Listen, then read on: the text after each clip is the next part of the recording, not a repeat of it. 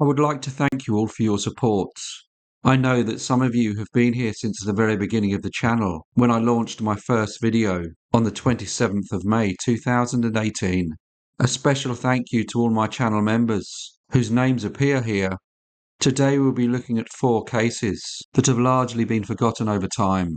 So sit back for case number 1 as we go to late 19th century USA. Catherine Hambrick, better known as Kate, was born on the 16th of July 1856 in Pickens County in the state of Georgia. Her parents owned a modest but successful farm, which allowed the family to live comfortably, even though they were not considered to be particularly wealthy. Growing up in rural Georgia, she experienced life on the farm, helping with daily chores and learning the values of hard work and self-sufficiency.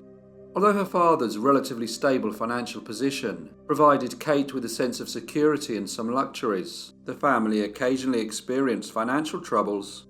She attended school, where she learned reading, writing and arithmetic, subjects considered essential for all children. However, her educational opportunities were limited compared to her brothers, which reflected the social norms of the time.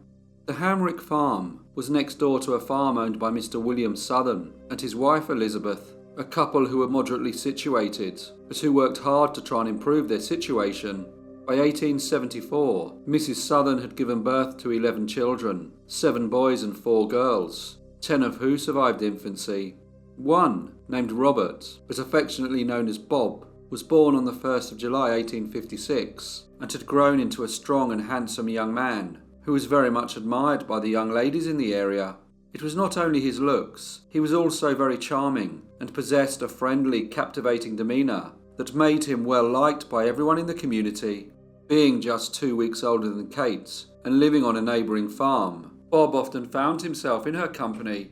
Their close friendship led many to remark on how well suited they seemed. Kate blossomed into a lovely young woman with a slender figure, brown eyes and auburn hair.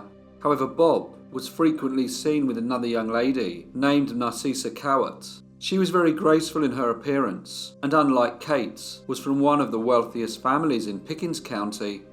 Although for a long time the local people had believed that Bob would marry Kate, Narcissa had recently separated from her husband and had a reputation for being a young lady who was both manipulative and reckless. Her scandalous behaviour and tendency to incite trouble caused the community to speculate about the true nature of hers and Bob's relationship.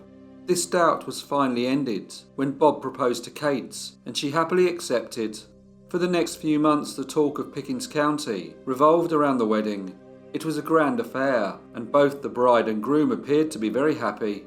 Following the wedding, they settled into their new home, and people would often comment on how well suited they were. However, not long after, Bob began to come home late, without offering any explanations for his absences. Kate began to worry, and when she asked her husband where he had been, his answers were always evasive. Soon unsettling rumours spread that Bob was still meeting with Narcissa. According to the gossip, they had been seen walking together in the woods multiple times since the wedding. Kate, already feeling uneasy, now worried about the state of her marriage. She wondered what to do and found it difficult to ignore the whispers and maintain her trust in her husband. The happiness they once shared now seemed overshadowed by suspicion and uncertainty. At Christmas in 1876, Kate's father organised a festive party at his house, inviting the people of Pickens County to celebrate the holiday season.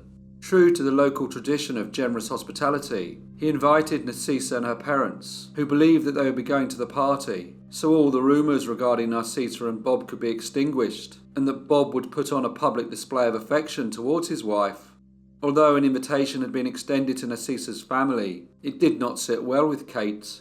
She was already feeling humiliated and embarrassed by the rumours circulating about her husband's secret relationship with a young lady she did not care for. She pleaded with Bob not to embarrass her further at the party and asked him not to dance or pay any attention to Narcissa, who he had been seen out with on a number of occasions. However, when the day of the party arrived, her efforts to prevent an awkward situation were ignored. As the evening progressed and music filled the room, Kate's worst fears came true. She watched in dismay as Bob led Narcissa to the centre of the room, and in front of all the guests, they began to dance. Kate quickly tried to defuse the situation. She approached them and gently reminded her husband that he had promised this dance to her. Strangely, Narcissa started to argue with Kate and told her that it was only one dance and that she should not get so worried. Angry and frustrated, Kate went and sat at the side of the room. When it was time for the next dance, Bob approached his wife and asked her to join him. She shook her head, refusing his offer. She was very upset by what he had done and by Narcissa's harsh words that were still fresh in her mind. While the pair looked at each other, seemingly unable to sort out their differences, Narcissa grabbed Bob by the arm and declared that he could dance with her instead. As she pulled him away, he looked back at Kate, his expression a sort of mixture of regret and confusion. By now, Kate felt very humiliated. As she watched her husband dance, her sense of betrayal deepened. She was quiet, and her face grew pale. She felt like an outsider in a room that was full of friends and neighbours. She got up and approached her father. She asked him if she could borrow his pocket knife, explaining that she wanted to cut her fingernails. Although Mr. Hamrick found this request odd, he handed her the knife. But what happened next was shocking and unforeseen. Kate opened the blades and discreetly concealed it in her dress. When the dance ended, Kate approached Narcissa and, catching her by the arm, she quietly said, "You have danced enough," before pulling out the knife and plunging it into her chest. Narcissa staggered back as blood gushed from the wound. Fueled by rage, Kate then sprang forward, grabbed Narcissa by the hair and cut her throat. Narcissa collapsed to the floor. She was dead. The room descended into chaos. Gasps and screams filled the air as a horrific scene unfolded. One of the guests, named Mr. Hooley, looked at Narcissa's lifeless body on the floor and shouted, "Who is responsible for this?" The petite figure of Kate then came forward and declared in a steady and unrepentant voice, "I am the one who did it, and I don't regret it." Acting quickly, Mr. Hooley dashed to the door and locked it. He then said that no one can leave until the matter had been investigated and the guilty parties arrested.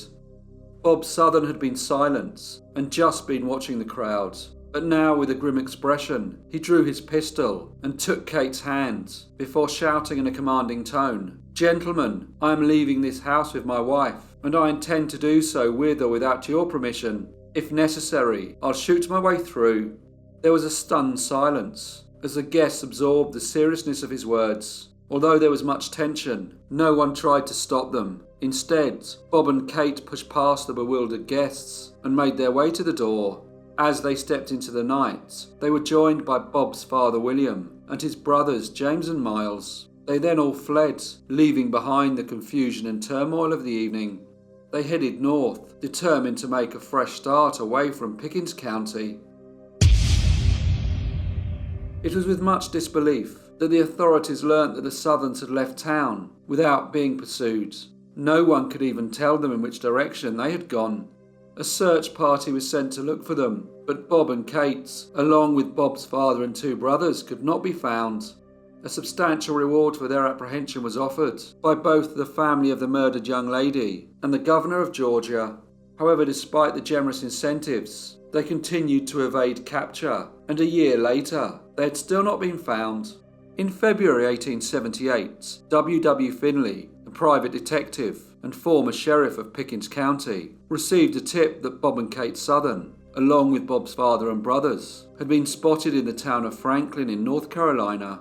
It had been reported that the five of them had inquired about settling on a farm in the area.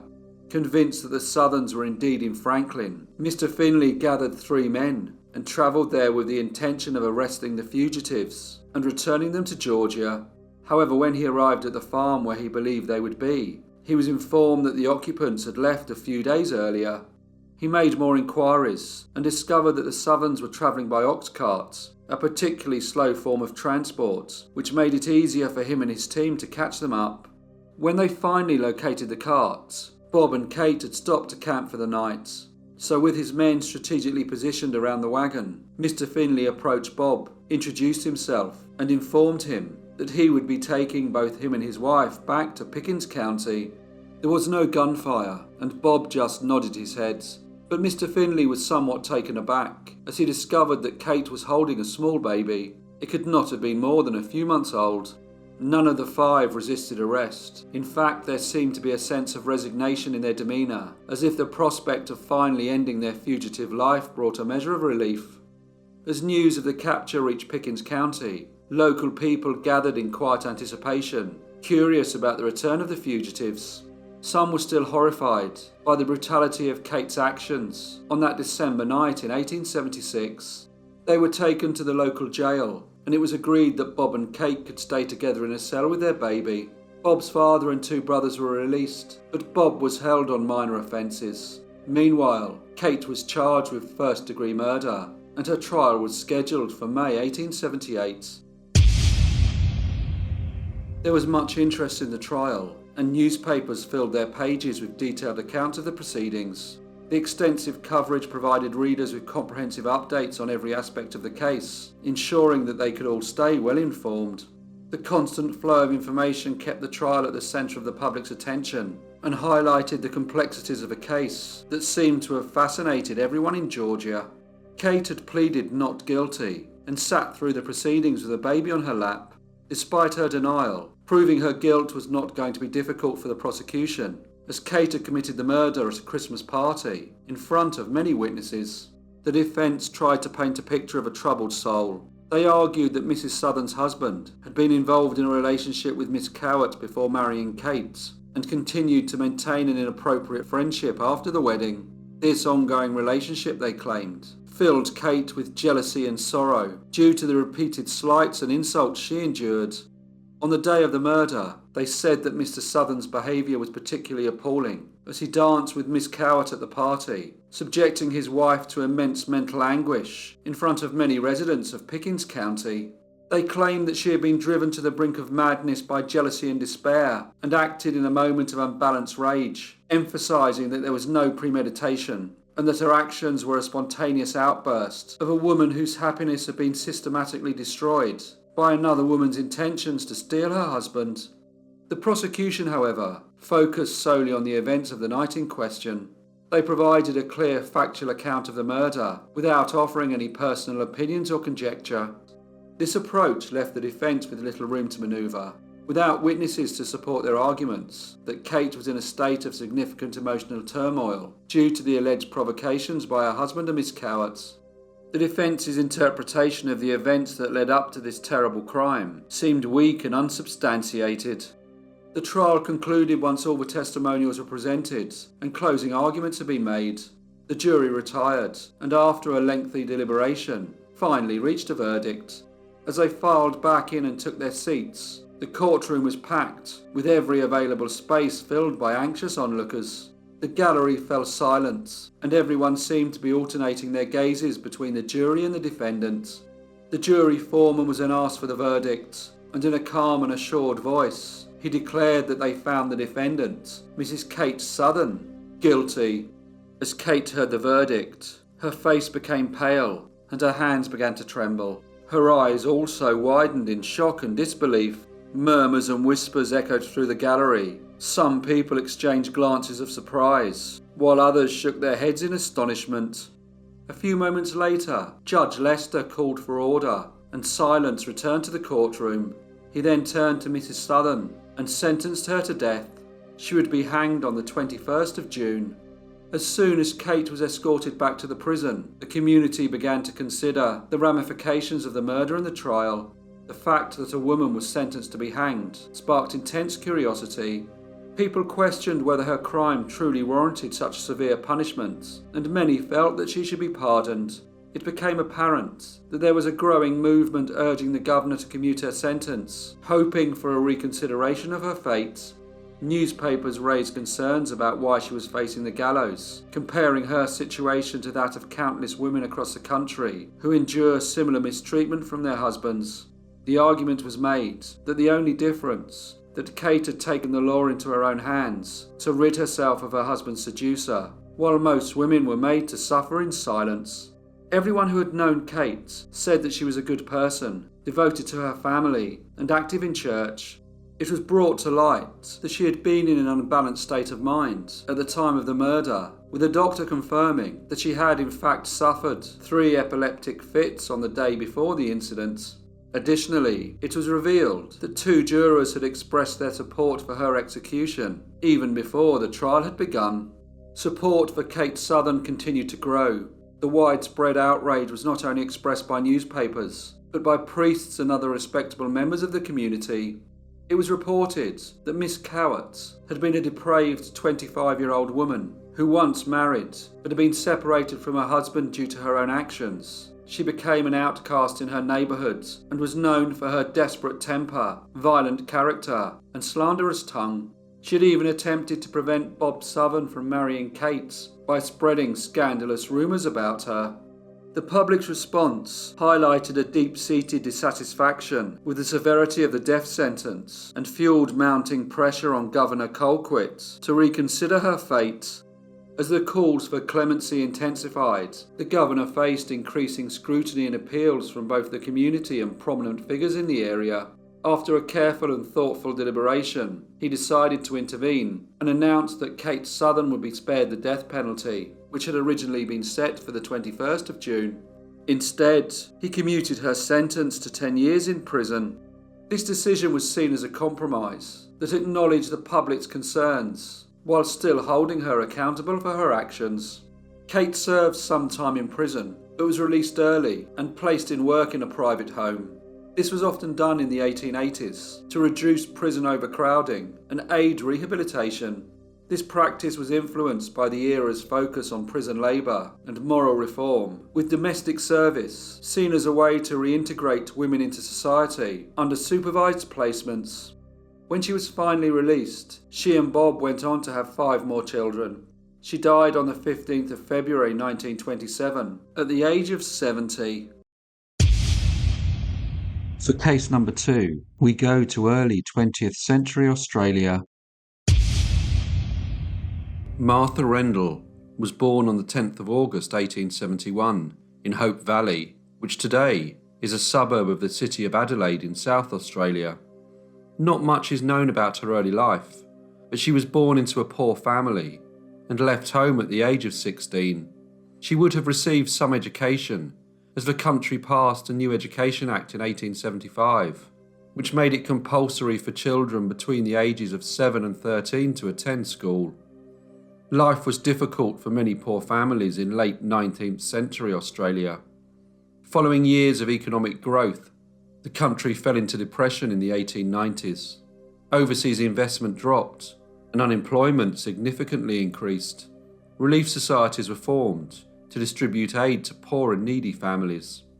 In 1893, the Commercial Bank of Australia, one of the country's largest banks, suspended its operations, and this was followed by many other financial institutions. During 1892 and 1893, GDP fell by 17%. The conditions that many families endured were very bad, and many men left their wives and children to seek work in other parts of the country. During this time, Martha lived in particularly poor circumstances. She worked as a domestic servant and had already given birth to 3 illegitimate children. She was not someone who was embraced by her community, and many considered her to be an unprincipled lady. One of her neighbours was a gentleman named Thomas Nichols Morris, a married man with children of his own. People noticed that Thomas seemed to pay Martha quite a bit of attention, and soon rumours spread throughout the neighbourhoods that Mr. Thomas Nichols Morris and Miss Martha Rendell were involved in an improper relationship. Martha had always had an unenviable reputation, and Thomas's wife Sarah begged her husband to stop bringing such scandal and shame onto the family. Thomas, however, seemed unable to stop himself. His affair with Martha had been going on a good while, but he was aware that it had become the subject of local gossip, which caused his wife much distress. Eventually, in 1900, he agreed to leave Adelaide and travel nearly 1,700 miles to start a new life with Sarah and the children in Perth. Perth was an exciting place to be at the beginning of the 20th century. Its streets were lined with elaborately styled buildings, and new suburbs had encircled the city. Department stores had opened, and in September 1899, the first electric tram service had commenced operation. The family seemed happy, No one knew them, so they could start their life in total anonymity. Sarah hoped that they would be able to put their past behind them. Thomas found work, the children went to school, and his wife made new friends. She was no longer subjected to her neighbours whispering to each other as they walked past her in the streets. But her contentment stopped when she learned that Martha had abandoned her children in Adelaide and made the long journey west to Perth. Martha found employment as a domestic servant in a house of a wealthy family, but she soon started to pursue Thomas once more. Somewhat inevitably, their relationship resumed. In April 1906, unable to put up with Thomas's infidelities any longer, Sarah separated from her husband. Divorce at the time was rare and expensive, and still considered something that respectable people should not consider. Thomas was granted custody of the couple's 5 youngest children and set up home with Martha. Not wanting to be recognised, they moved to the east of the city. Martha had at last got what she desired. Although not married to Thomas, she would now be considered as the wife of Mr. Thomas Nichols Morris. She insisted that the children refer to her as mother, and the couple presented themselves as a happy and respectable family. The realities of living in very poor conditions, bringing up 5 stepchildren, and a husband in name only who worked long hours and often away from the city, soon started to have its effect on Martha. She had very few friends and spent her days cleaning and cooking. She often felt the prying eyes of the neighbours on her and wanted to keep up the pretense of a happy, loving family. She would politely smile at the people she passed when going to the shops, but never wanted to get involved in conversations. She knew that if the secret of her true circumstances was revealed, it would be considered a scandal, and she would again be the subject of much neighbourhood gossip. In 1907, there was a diphtheria outbreak in Perth. A disease that causes convulsions, vomiting and diarrhoea was often fatal. It was well known that diphtheria had caused the death of one of Queen Victoria's own daughters, Princess Alice, in 1878, and had also taken Princess Alice's young daughter Marie. The Perth hospitals were full, and the outbreak had quickly spread to the poor, run-down areas of the city. The youngest 4 of Martha's stepchildren, Olive, Annie, George and Arthur, were all very poorly with diphtheria. A doctor was summoned, named Dr. Cuthbert. He knew what the problem was as soon as he entered the house.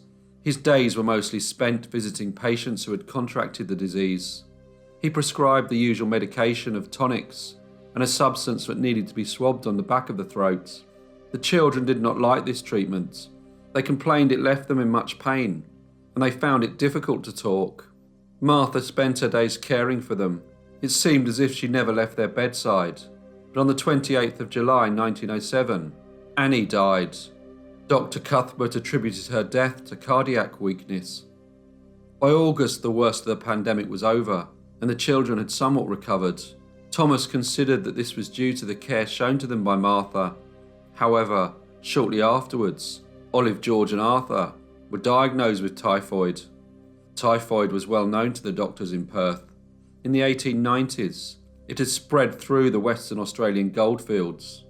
At the time, nearly 2,000 people in Western Australia were officially recorded as dying from typhoid, although it was believed that the actual number was far greater. Already weakened from her struggle with diphtheria, young Olive, who was only 5 years old, died in October 1907. Although Martha had never been forthcoming in trying to befriend her neighbours, they rallied round and offered her assistance. The small community looked out for one another, especially in such unfortunate times. The fortunes of Martha's stepchildren, however, was not about to change. In June 1908, Arthur started to suffer with vomiting and diarrhoea. Martha would swab his throat. She believed it to be a tried and trusted remedy, but each time she did, he would complain that he felt worse.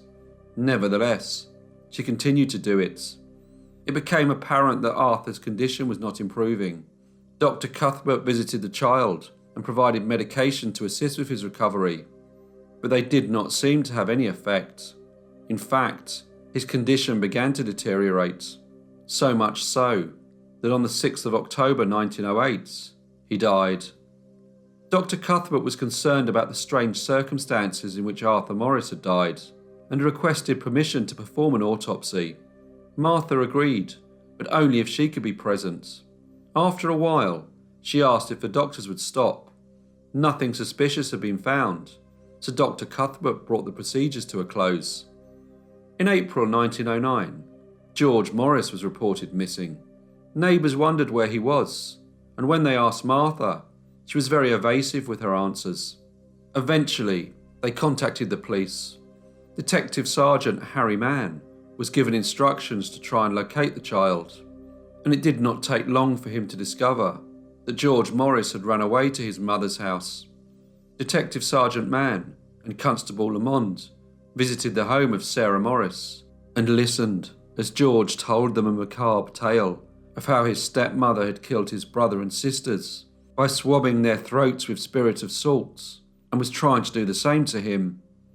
The police investigated the boy's claims and spoke to Martha's neighbours, one of whom told them that he had often heard the children screaming when their mother had been swabbing their throats with some sort of medication. He also said that he had seen her laughing while she sat on her rocking chair. He told the detective that she seemed to get some sort of pleasure from the children's suffering while she was swaying back and forth in the chair. There did not seem much evidence against Martha. The testimony of a teenage boy who disliked his stepmother and a neighbour saying he saw her administer medicine to the children and sit in her rocking chair. Further investigations revealed that Martha had indeed purchased large amounts of spirit of salts during the period of the children's illness. Strangely, however, she had not purchased any since Arthur had died on the 6th of October 1908. Detective Sergeant Mann was given permission to exhume the bodies of Anne, Olive and Arthur Morris. The post-mortem revealed that they had suffered from burning in the stomach, ulceration of the bowels and hemorrhage. There was also evidence that diluted hydrochloric acid had been administered, as it was found on the throat tissue of all three children. At the time, hydrochloric acid was often known as spirit of salts. There was, however, no scientific evidence which could show the effect of swabbing the throat with spirit of salts, so the authorities decided to conduct some tests on rabbits and guinea pigs, the results of which showed that the animals had very similar symptoms to those found from the autopsies. This was considered sufficient evidence to charge Martha Rendell and her common-law husband Thomas Nichols Morris with murder. The Morris home was opened, and items from it were auctioned in order to try and get enough money to pay for the defence. However, only a small amount was raised, as the property had already been broken into, and people had taken away their own macabre souvenirs. There was much public interest in the trial, but most of the residents of Perth had decided that Martha was guilty before her case even came to court. She was portrayed as someone of low moral standing, a deceitful and unpleasant woman who was unmarried and who put on a charade to try and hide her immoral behaviour. The trial began in September 1909. The picture painted by the prosecution of Martha was one of a wicked stepmother who murdered her stepchildren so she could be alone with their father, a man she had relentlessly pursued across Australia and was determined to have to herself, regardless of what she had to do to have him. The case against her was not strong, but the prosecution knew that public sentiment against her certainly was. They told the court that Martha was someone who never seemed to embrace the local community where she lived, had taken another woman's husband, then made the poor woman's children call her mother. Martha pleaded not guilty. She claimed that she had only ever treated the children for diphtheria and then typhoid. Although Dr. Cuthbert had visited the children on occasions, a doctor was expensive for the poorer in society, so home remedies were common practice. Dr. Cuthbert did, however, testify that whenever he visited the impoverished dwelling that Martha shared with Mr. Thomas Nichols Morris and his children, he had always considered her a caring and devoted mother who cared for the children despite the risk to her own health. It seemed strange that Martha would care so well for her stepchildren, knowing that they were suffering from a disease that was fatal to so many at the time.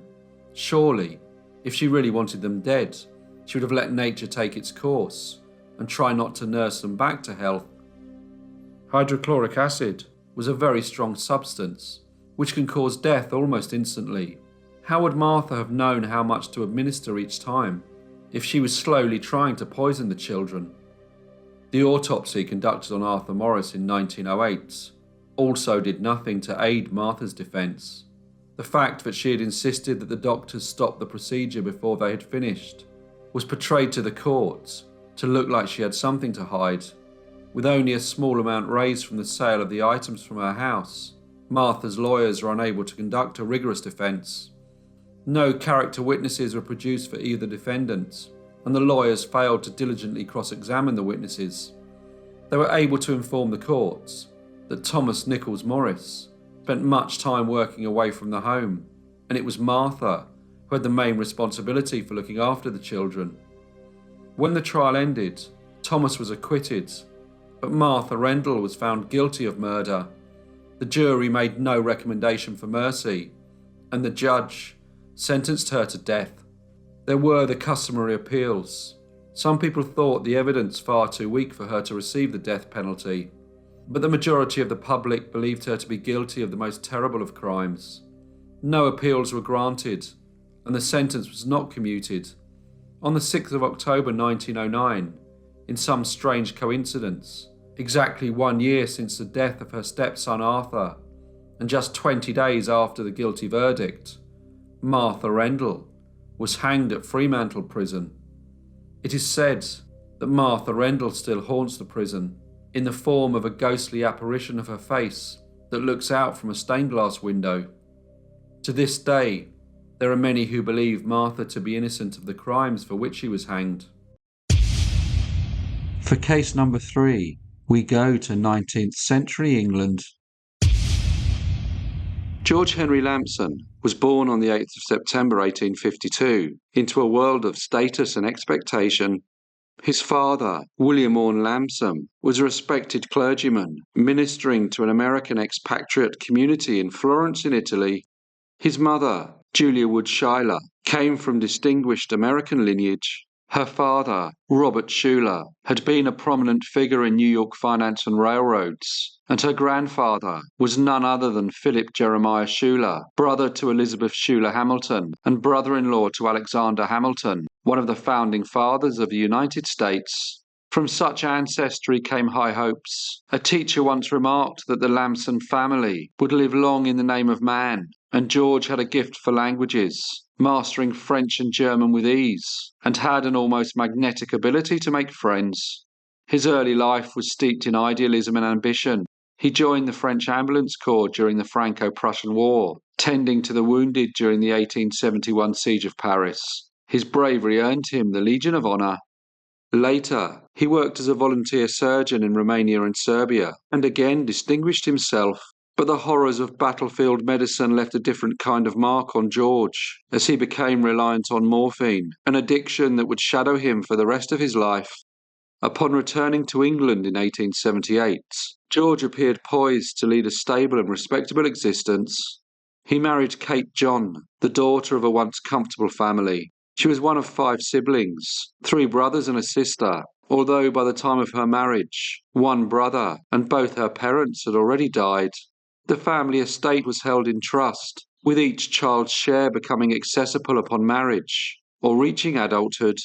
As the law then stood, this being before the Married Woman's Property Act of 1882, Kate's inheritance passed directly into her husband's control following her marriage. With these funds, George set out to establish himself as a physician in Bournemouth, a fashionable and thriving seaside town. For a man who had earned honours on foreign battlefields and been decorated for service in Romania, Serbia and during the siege of Paris, it seemed the natural next step in a promising career.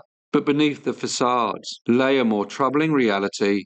With access to the inheritance, George soon started to overspend.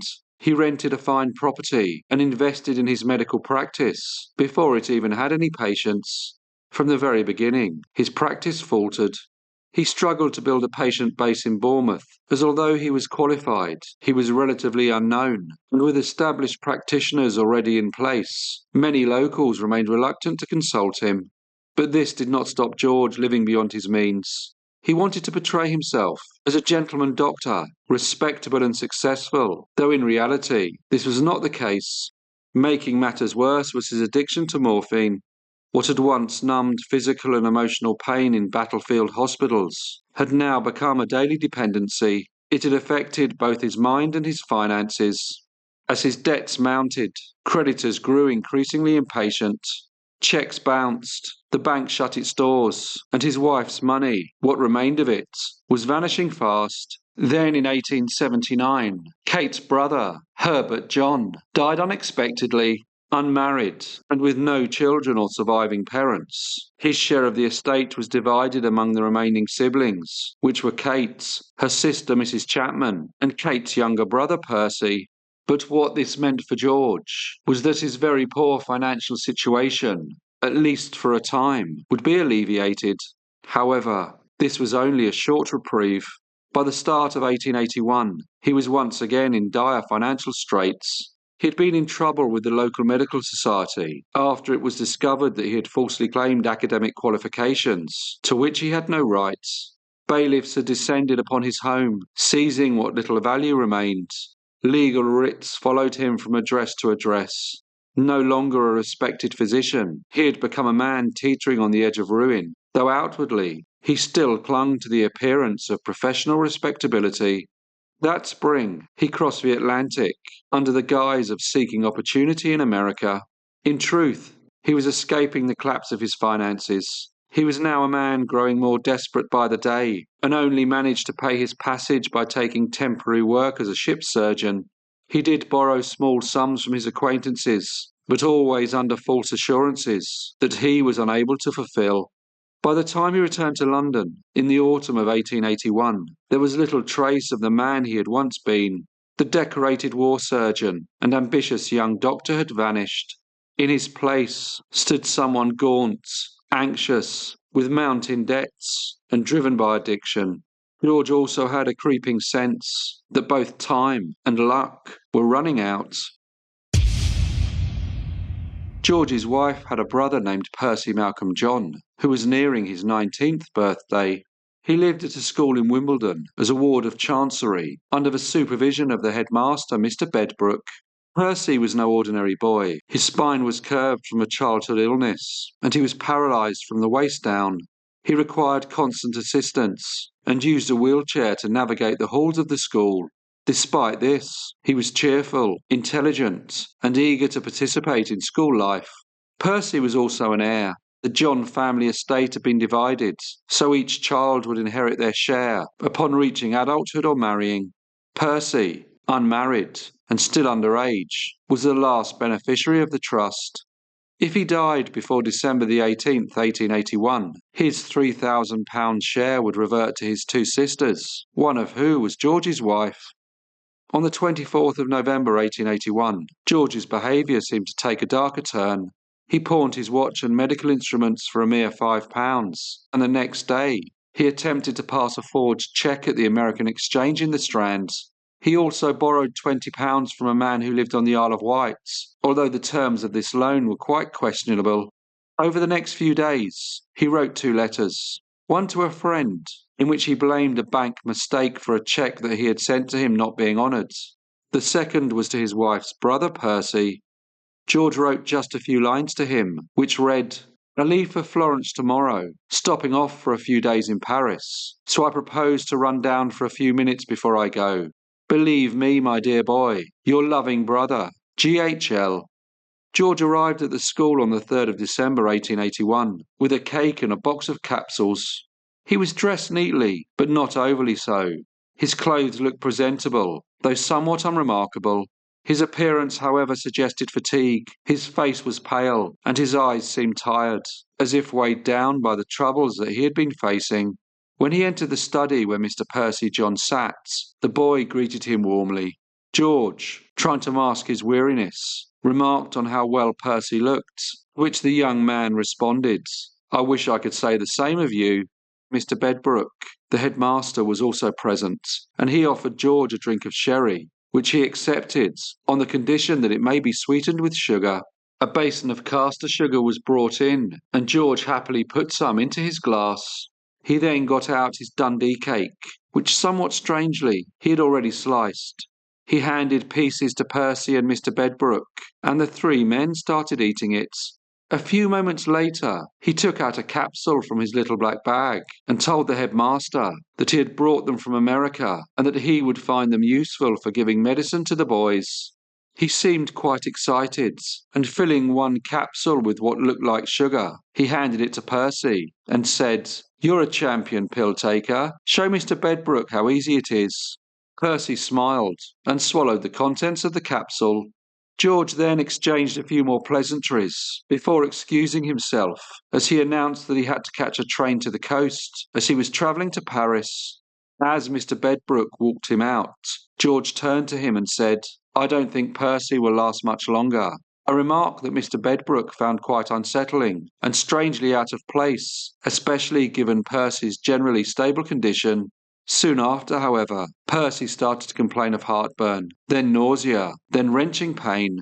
Gasping for breath, he whispered that he felt the same as he did after his brother-in-law had given him a pill when they went on holiday to Shanklin. The matron, a woman named Mrs. Godward, attended him, but the young man was not getting any better. Now very concerned, Mr. Bedbrook sent for Dr. Little to assist, but despite his efforts, not much could be done.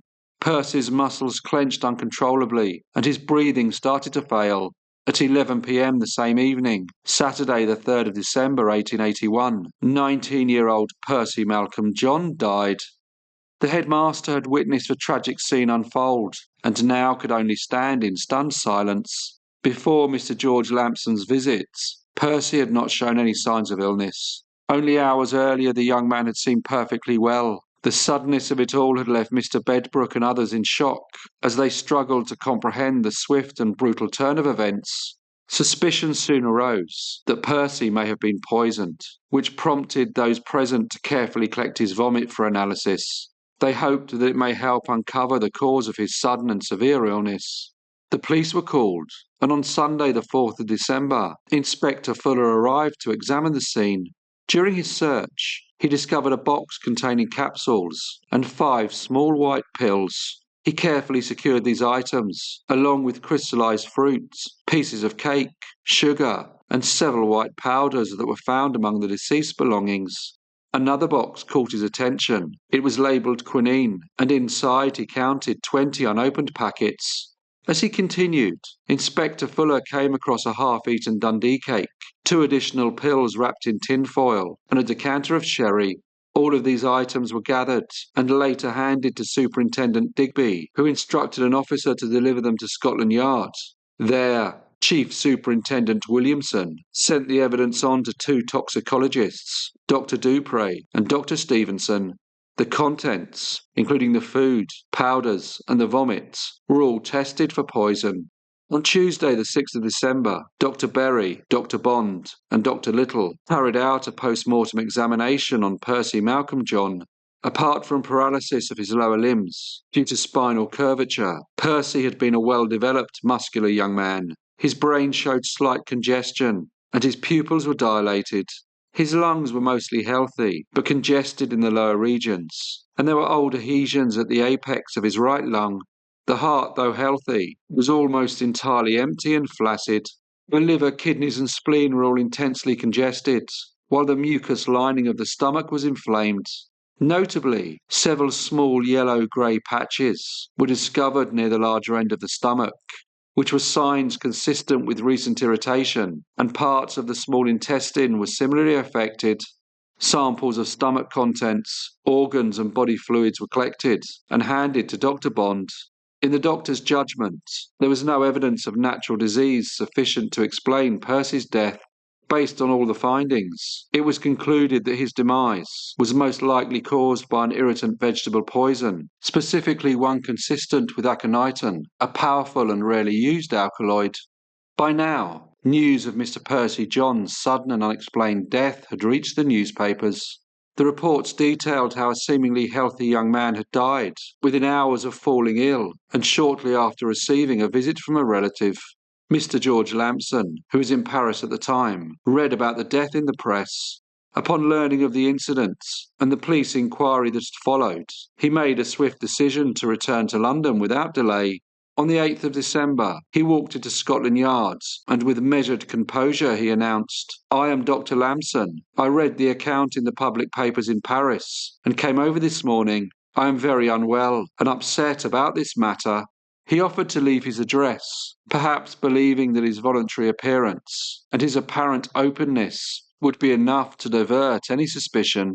However, officers at Scotland Yard were not swayed by his calm demeanour or claims of distress. They had already begun piecing together a troubling picture of events leading up to the young man's death, and Dr. Lamson's sudden reappearance only deepened their concern. Officers arrested him, and he was formally charged with murder. The press had followed the case with fascination from the outset. The sudden death of a charming young man, the suggestion of poison, and the involvement of a well-spoken doctor with transatlantic connections gave the story all the hallmarks of a sensational tragedy. Newspapers across Britain, and even abroad, reported on every new development, fueling public interest and speculation. The trial of George Henry Lamson eventually began at the Old Bailey on the 8th of March 1882 and was presided over by Justice Hawkins. The prosecution outlined the evidence, suggesting that Mr. Lamson's motive was greed and the chance of an additional inheritance. It was said that the defendant had laced a Dundee cake with aconitum, a potent and deadly poison that he had first learned about during his medical studies at Edinburgh University. The prosecution claimed that it was discussed by the esteemed professor, Robert Christiansen, and that at the time, the professor had indicated that aconitum was virtually impossible to detect, making it a very interesting poison for anyone with malicious intent.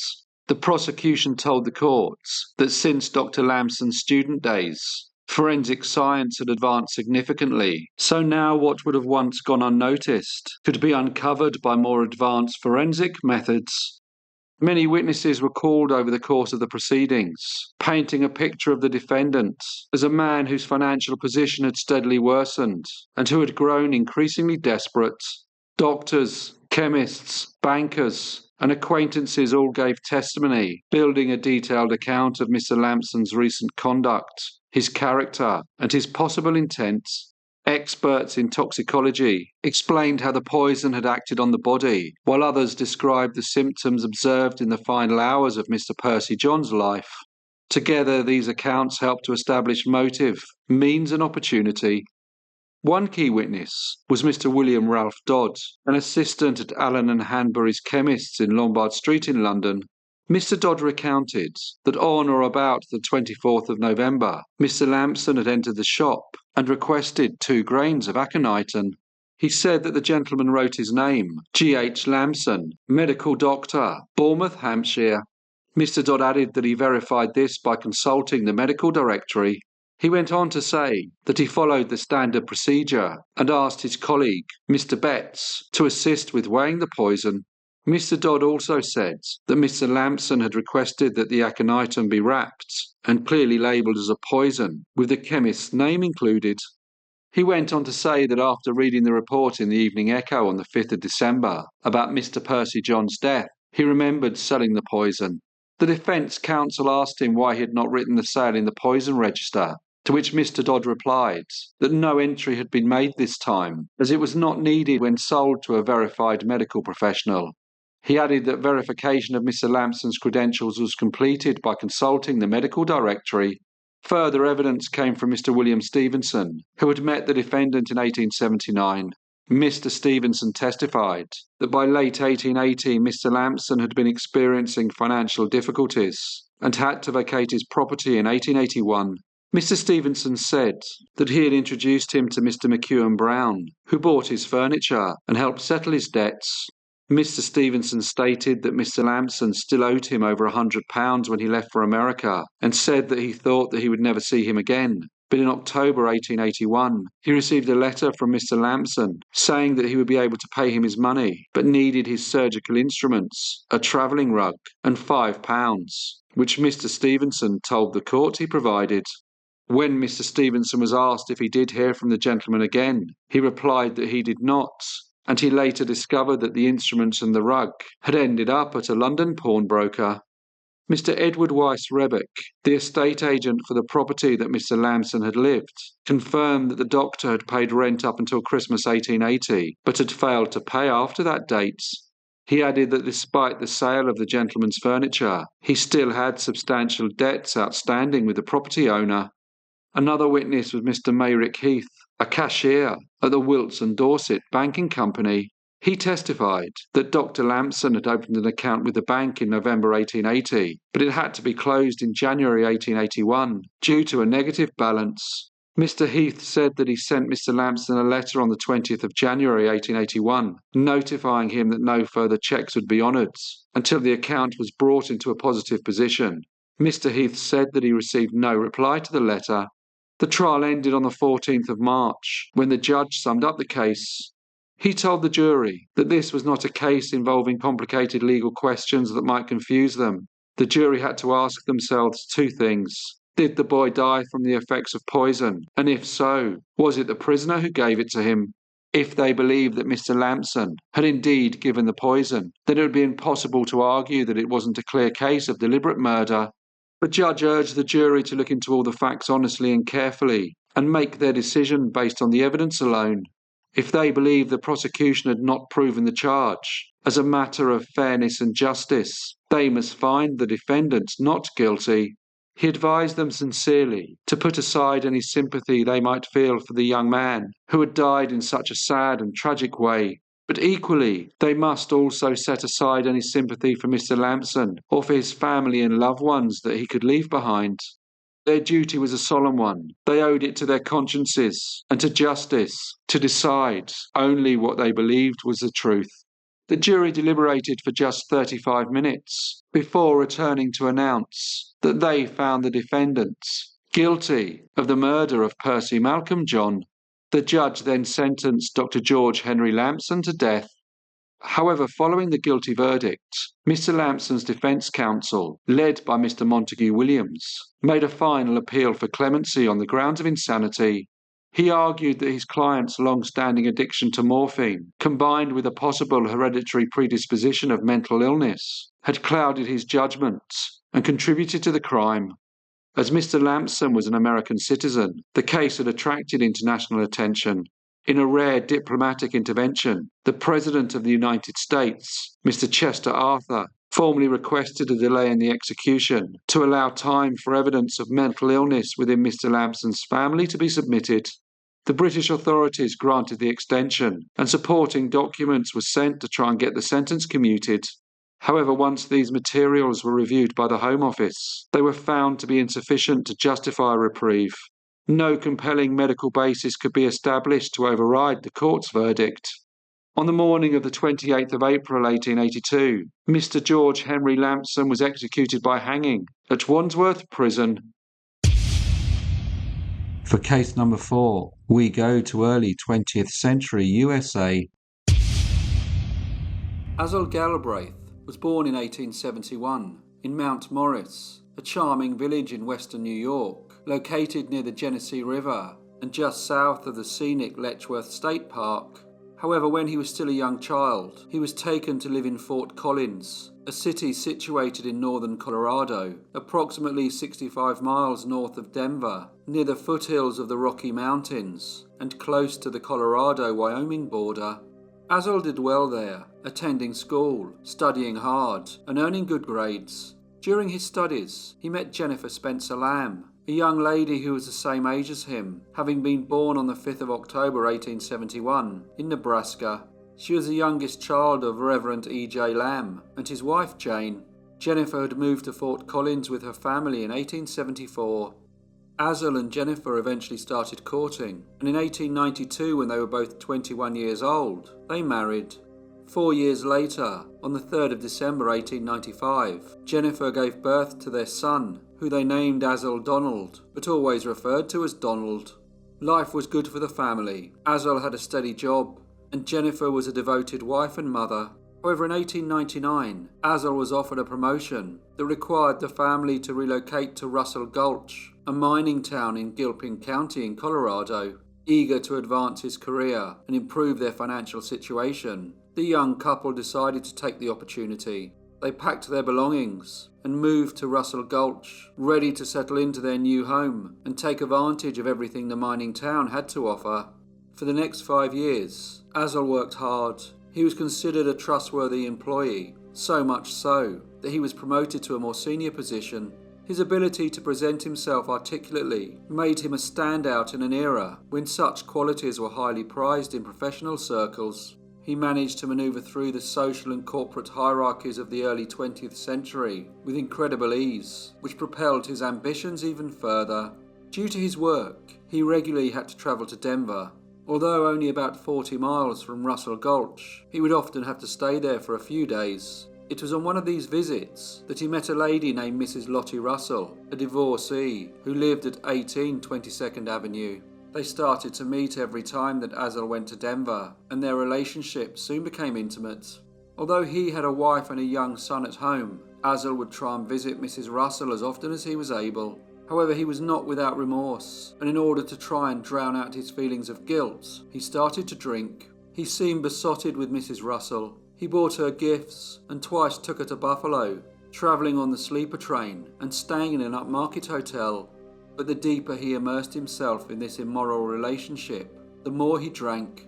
By now, Azel's spending was greater than his earnings. He needed to obtain money, so without really thinking, he began to cash checks from his employer, Mr. A.J. Richards, who owned the Topeka mine in Russell Gulch. This fraudulent activity continued for several weeks before Mr. Richards discovered what was happening. Upon uncovering what Azel had done, Mr. Richards abruptly dismissed him. However, unbeknown to Mr. Richards, Azel had managed to steal some blank checks, so still had the means to continue his fraudulent activities. Instead of telling his wife that he had lost his job, he instead chose to maintain the pretense that he was still employed at the mine. He decided to do this until he found another position or thought about what he should do next. He was still drinking and had now started to gamble. Despite the numerous personal difficulties he faced, including financial strain and mounting pressure, Azel tried to project an air of normality, even though the situation was starting to get on top of him. In the morning of Wednesday the 9th of March 1904, he and his wife Jennifer were lying in bed, discussing their future plans. Jennifer still was not aware of her husband's recent dismissal and the strain that was deeply upsetting him, consuming his thoughts and eroding his emotional stability. Although she had noticed that he had recently seemed a bit more withdrawn, she was unaware of the turmoil that was driving him towards increasingly desperate and unsettling behaviour. As Azel continued speaking, he subtly attempted to distract her. The moment she turned away, he reached into his bedside drawer, retrieved a pistol, and shot his wife in the head. As her body collapsed backwards, he looked at her, making certain that she was dead. He then carefully positioned her body on the bed, covering her with a sheet, so it appeared that she was asleep. He then went outside and called for his 8-year-old son, who was playing with other children nearby. Donald was an obedient child and immediately ran home. Azel told him to sit down between him and his mother on the bed, saying that he needed to discuss some things with him. As Donald did as his father asked, Azel pointed to the window, and as the young boy looked out, Azel shot his son in the head. With both his wife and son now dead, he methodically arranged their bodies. He folded their arms over their chests and crossed their legs and ankles, ensuring that they looked serene and composed. Following this, he calmly picked up the spent bullets from the bed and put them in his pockets. He then got dressed, before looking for all the whiskey in the house, and when this was found, he proceeded to drink it all. He then travelled the short distance to Idaho Springs, where he stayed drinking for the next few days, before making his way to Denver on the 14th of March. Upon arriving in Denver, he went directly to the Brown Palace Hotel and continued to drink. As his financial resources dwindled, he found himself in a desperate need of cash. In a moment of grim reality, he decided to pawn his wife's wedding ring that he had taken from her finger in the aftermath of his most horrific crime. After drinking some more, he sent a note to Lottie Russell, asking her to get a carriage and collect him from a saloon. She did as he requested, and after riding around for a while, in an attempt to sober him up, she and the carriage driver assisted him into the house, and as they did, he said, If you knew what I have done, you would not have let me into your home." However, Mrs. Russell paid no attention to his comments, thinking it nothing more than the ramblings of a drunkard. Mrs. Russell had a brother named Ernest Williams, and since she had started her relationship with Azel, he and Ernest had become great friends, so much so that when Ernest saw him in such a poor state, he didn't hesitate to loan him money. In return, Ernest received a bill of sale for Azel's household goods. Azel assured him that since he and his wife were estranged, neither of them had any use for the items anymore. Ernest was anxious to get these things, so in the evening of the 1st of April, he accompanied Azel to his house to collect them. Azel insisted that they had to complete the task late at night, as he claimed that if anyone saw them removing the furniture, it might attract the attention of other creditors who could potentially cause trouble for him. The house was eerily quiet. It was as if someone had left in a hurry, without cleaning anything up. It was small, and as Ernest looked at what furniture he might take, Azel told him that he must not enter the bedrooms, as that furniture was reserved for another creditor and could not be touched. Although Ernest considered this to be a bit odd, he did not question it. Little did he know that the real reason was far darker and more sinister than he could have imagined. On the 8th of April, Denver detectives confronted Azel. They approached him with a warrant, ready to arrest him on charges of theft from his former employer. His attempt to evade the consequences of his actions had finally come to an end. The following day, after learning that Azel had been arrested, Mrs. Samantha Hughes, whose husband owned the property that he had lived in with his wife and son, went to the house. The rent had not been paid, and she had not seen Mrs. Galbraith or her little boy for some weeks. She knocked on the door, but there was no reply. After waiting a few moments, she used her own key to enter. As she looked around, it became evident that no one was living there. Most of the furniture was gone, and it was unsettlingly quiet. Mrs. Hughes sensed that something was not quite right, but when she entered the bedroom, she was faced with a gruesome and tragic scene. The bodies of Mrs. Jennifer Galbraith and her son, lying lifeless on the bed. The passage of time had done nothing to obscure the horror of their deaths. The discovery sent shockwaves through the community. This revelation not only confirmed the heinous nature of the crimes, but also deepened the sense of betrayal and disbelief among those who had known the family. People wondered how Mrs. Galbraith and her son had been allowed to lay dead in the house for so long without anyone expressing concern over their whereabouts. However, it was confirmed that Azel had told anyone who had inquired that his wife and child had gone to spend some time in Boston. This explanation was seemingly plausible and had been effective in diverting suspicion, so kept the true nature of their absence hidden until the grim discovery was made. Once Azel was told by Police Chief Armstrong and Police Captain Connor that the bodies of his wife and son had been discovered, he made a full confession. With a cigar in hand and sometimes smiling, without hesitation he recounted the awful details. He said that he shot his wife first, followed by his little boy. He said that his relationship with Mrs. Russell had led him down a destructive path. After he lost his job, he had started drinking, and the fact that he could no longer support his family left him feeling deeply ashamed and embarrassed. In a misguided attempt to shield his wife and child from perceived disgrace, he killed them. He said that he also planned to end his own life, but was unsuccessful. In his jacket pocket, the police found a suicide note and bullets that matched those that were used in the murders of Jennifer and Donald. The police, however, wondered if his true motive was his desire to be with Mrs. Russell.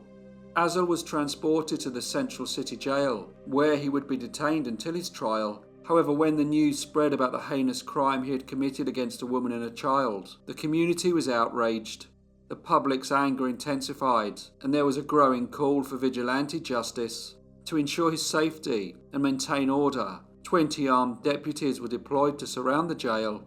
This formidable security presence was necessary to prevent an enraged lynch mob from taking the law into their own hands and executing the detained man themselves. The authorities were determined to see that justice was served through the proper channels, despite the community's desire for immediate retribution. Sheriff Cross travelled to Denver to meet Azel Galbraith's sister. Having read about the deaths of her sister-in-law and nephew in the newspapers, She informed the sheriff that she had $600 available for her brother's use if he needed it. She was one of very few people who were willing to help him. On the 15th of April, there was a preliminary hearing, and once again, an angry mob gathered outside the courts, demanding vigilante justice. When the Deputy District Attorney asked Mr. Galbraith how he pleaded, Azzel replied, "To the best of my knowledge, I am guilty." He was then remanded once again in the county jail and bound over to the June term of the District Court. The trial commenced on the 15th of June, amidst much anticipation. On the first day, the courtroom was packed with spectators, many who had come specifically to catch a glimpse of Mrs. Lottie Russell, a key witness for the prosecution. However, the proceedings proved to be a disappointment for those who had expected a prolonged legal battle. The trial concluded in just 2 days, with Azzel Galbraith's anticipated insanity defence failing to materialise. After presenting only a couple of witnesses, the defence promptly rested their case. After a deliberation of less than an hour, the jury returned with a verdict, finding the defendant guilty of first-degree murder. The defendant was then taken away again to await sentencing. On the 7th of July, he returned to court, where the judge announced that Azzel Galbraith would hang for his crimes, and the execution date was set for the 16th of October and would be carried out at the Colorado State Prison in Cannon City. This marked the beginning of the final chapter in a case that had gripped the community and drawn widespread attention, not only in Colorado but across the country. Azzel accepted his punishment. It was as if he was pleased that the strain of the court case and all the public scrutiny was now over, and all he had to do now was wait in prison. However, 2 days before his scheduled execution, Governor Adams granted him a reprieve. Over the next 6 months, there were more reprieves, as the state reconsidered its capital punishment laws. There had not been an execution in Colorado for 8 years, so before sending Mr. Galbraith to the gallows, the legal framework that governed capital punishment in the state was re-examined. Following this, Azzel's final execution date was set for 8 p.m. on the 6th of March 1905. When the day arrived, Azzel was prepared. It was said that he seemed to take some comfort that he would now pay for his most heinous crime. He dressed in a new black suit, complemented by a crisp white shirt and a black tie, a stark contrast to the sombre occasion. He was then escorted from his cell to the gallows. As a death warrant was read, he was offered a drink of whiskey to steady his nerves. However, he declined this, saying in a soft voice, "No more of that for me. That is what put me where I am." When asked if he had anything to say, he addressed those present with a composed and reflective statement. "I am going off this earth with no hard feelings towards any man. No one is to blame but myself." His words, filled with a sense of personal accountability, left an impression on all who heard them. Following his final statement, Azzel D. Galbraith was hanged, bringing an end to a life that had been marked by a significant and tragic downfall. The case had not only impacted those directly involved, but had also resonated deeply within the community and marked the conclusion of a period of intense scrutiny of the state's capital punishment laws. Azzel was laid to rest in Woodpecker Hill, the section of Greenwood Pioneer Cemetery designated for prisoners. His wife and son were buried at the Grandview Cemetery in Fort Collins in Colorado. Hello everyone, and thank you so much for listening. As usual, please leave any comments or feedback you may have, and I hope to see you all again in the next Brief Case